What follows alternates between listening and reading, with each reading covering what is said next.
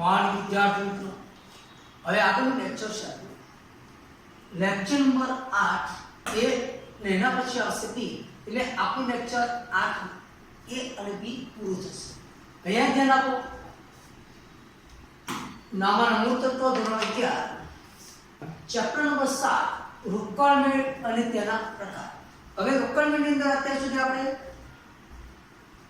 સાદો રોકડ મેળ, રોકડ અને વટાવાળો રોકડ મેળ, બેંક અને રોકડ વટાવો, બેંક અને વટાવાળો રોકડ મેળ, તો આ પ્રમાણે આપણે રોકડ મેળની શરૂઆત કરી હતી અને રોકડ મેળના એક્ઝામ્પલ ગણ્યા હતા. અને એના પછી આપણે લાસ્ટ પોઈન્ટ, મહત્વનો પોઈન્ટ આપણે કહ્યું હતું કે અગત્યનો પોઈન્ટ છે કે ત્રણ ખાનાવાળો રોકડ મેળ.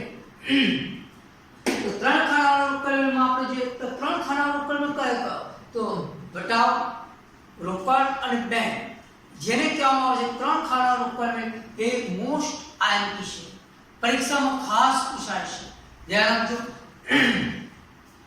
ત્રણ ખાનાવાળો રોકડ મેળ તૈયાર કરતી વખતે, ત્રણ ખાનાવાળો રોકડ મેળ તૈયાર કરતી વખતે નીચેના મુદ્દા ખાસ યાદ રાખો. મિત્ર યાદ તો એના ટોટલ આપણી પાસે મુદ્દા છે તો 6 મુદ્દા છે.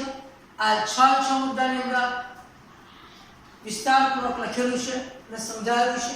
ધ્યાન રાખજો, જ્યારે વ્યવહાર રોકડ શિલ્લકને અસર કરતો હોય, જ્યારે વ્યવહાર રોકડ શિલ્લકને અસર કરતો હોય ત્યારે નંબર 1, રોકડ શિલ્લક જો વધતી હોય, રોકડ શિલ્લકમાં વધારો થતો હોય તો ઓલવેઝ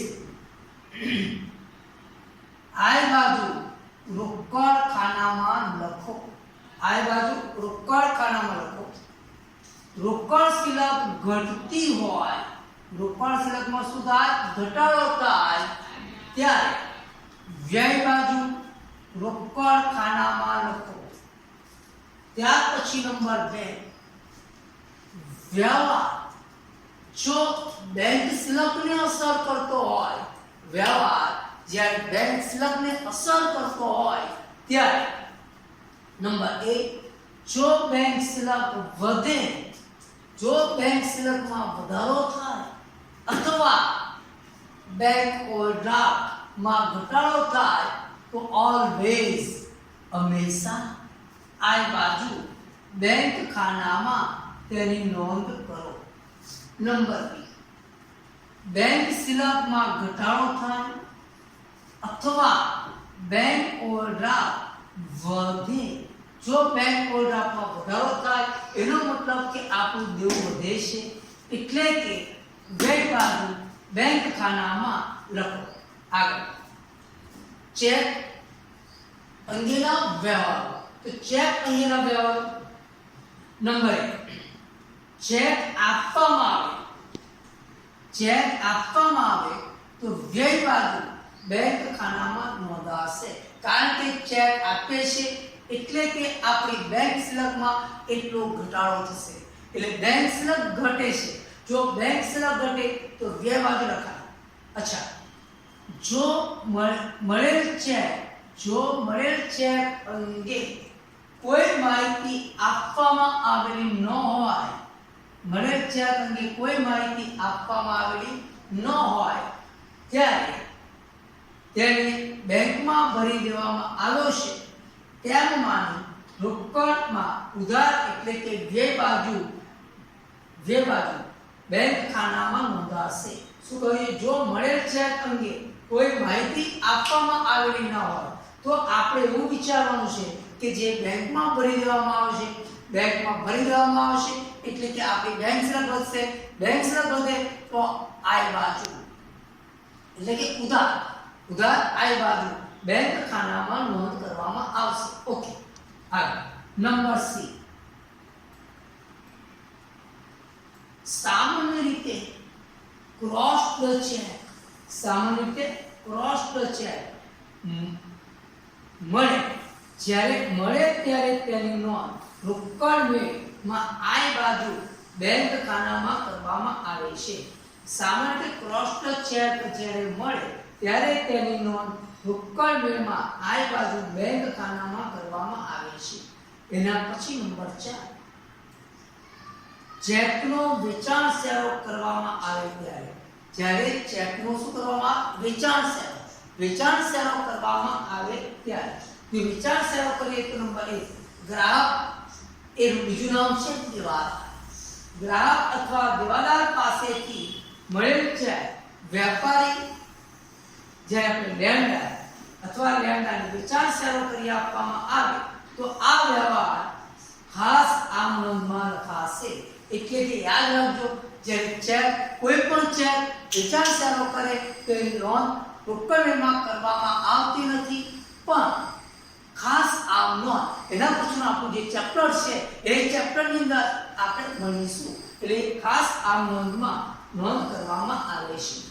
આગળ નંબર 2, મળેલ ચેકને જો રોકડ મેળમાં બેંકમાં ભર્યો છે તેમ માની નોંધ કરેલ હોય તો જ્યારે તેને વેચાણ સેવો કરી આપવામાં આવે ત્યારે તેને રોકડ મેળની વ્યય બાજુ બેંક ખાનામાં નોંધાશે. ચલો હવે આગળ જ્યારે જમા ખર્ચી વ્યવહાર હોય તો મિત્રો જમા ખર્ચી વ્યવહાર હોય તો આપણે જે બેંક શિલાક જ્યારે ઘટતી હોય ત્યારે બેંક ખાનામાં વ્યય બાજુ અને રોકડ શિલાક વધતી હોય ત્યારે આય બાજુ રોકડ ખાનામાં નોંધાશે.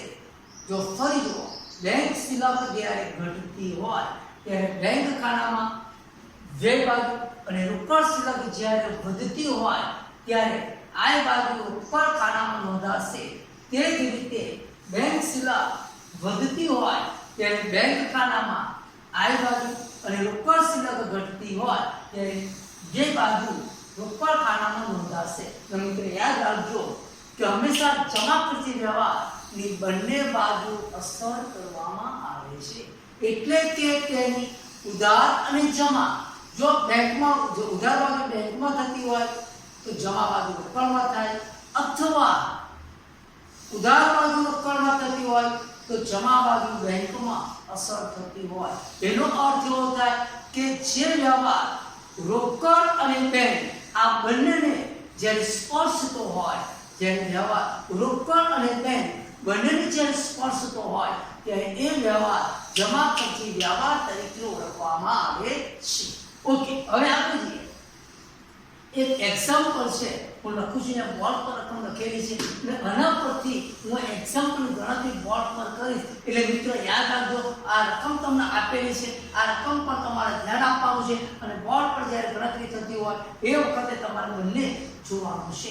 અચ્છા, હવે જોઈએ નીચેના વ્યવહારો પરથી અનંતરાયનો 3 ખાનાનો રોકડ મેળ તૈયાર કરો. તો નંબર 1, શરૂઆતની રોકડ શિલાક 11,000, બેંક પ્રત્યેનું લેણું એટલે બેંક શિલાક. અહીંયા લખીને આપ્યું હોય કે બેંક પ્રત્યેનું દેવું તો બેંક ઓવરડ્રાફ્ટ બરાબર 3,000 છે. એટલે આ વ્યવહાર આપણે ઉધાર બાજુ લખીશું. અચ્છા, ધંધામાં વધારે નાણાંની જરૂર હોવાથી જમનીક પાસેથી 12% વ્યાજની ₹10,000 ની લોન મેળવી, તેમાંથી ₹5,000 બેંકમાં ભર્યા. નંબર 3, પાર્થિવ પાસેથી ₹3600 નો માલ ખરીદ્યો. નાણાં ચેકથી ચૂકવ્યા. નંબર 5, સુમિતને ₹5,000 નો માલ મૂળ કિંમત પર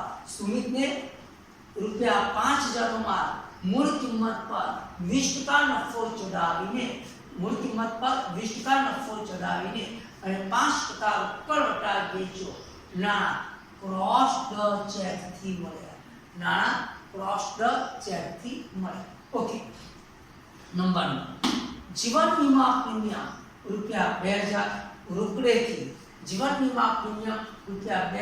રોકડેથી અને આગનું વીમા પ્રીમિયમ ₹1,400 ચેકથી ચૂકવ્યું.